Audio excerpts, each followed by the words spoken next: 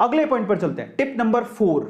Tip number 4 क्या है? Tip number 4 है, चौथा tip is very interesting, good sales and good profit margin.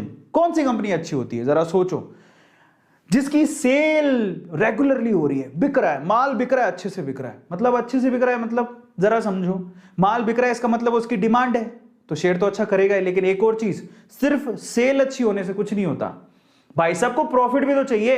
भाई आप जरा सोचो, एक कंपनी के पास सेल के चक्कर में प्रॉफिट ही नहीं कमा रही। अब सोचो, अब मार्केट में 2 कंपनियां हैं, सपोज करते हैं अपन 2 कंपनियां, प्रोडक्ट सेम ही है, ये भी एक बिस्किट का पैकेट 10 रुपए में खरीदती है, भी 10 रुपए में खरीदती है, समझ में आता है। लेकिन अब आप सेल पर आते हैं, ये 10 रुपए में खरीद रही थी, ये कंपनी ए, ये कंपनी बी भी 10 रुपए में खरीद रही थी, ठीक है।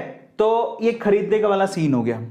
अब आते हैं इनके बेचने वाले पर, इन्होंने ये बाय किया, अब सेल पर आते हैं। सेल कितने पर कर रहा है? ये सेल कर रही है 11 रुपए पर, और ये सेल कर रहा है इसको 15 रुपए पर, समझ रहे हो।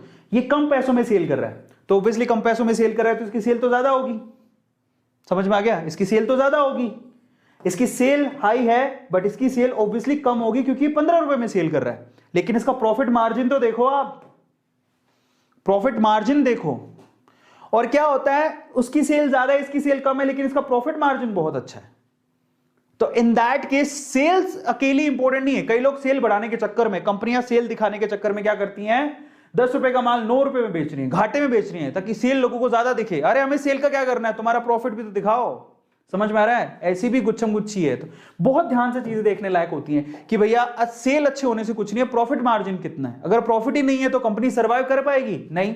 10 रुपए की चीज 9 रुपए में बेच के सेल कोई भी ले आएगा, 10 रुपए की चीज 15 रुपए में बेच के दिखाओ। और मैं आपको एक और बात बताऊं, ऐसी कंपनियां जो अपने प्रॉफिट मार्जिन से कभी कॉम्प्रोमाइज नहीं करती, वो कंपनियां बहुत अच्छा करती हैं।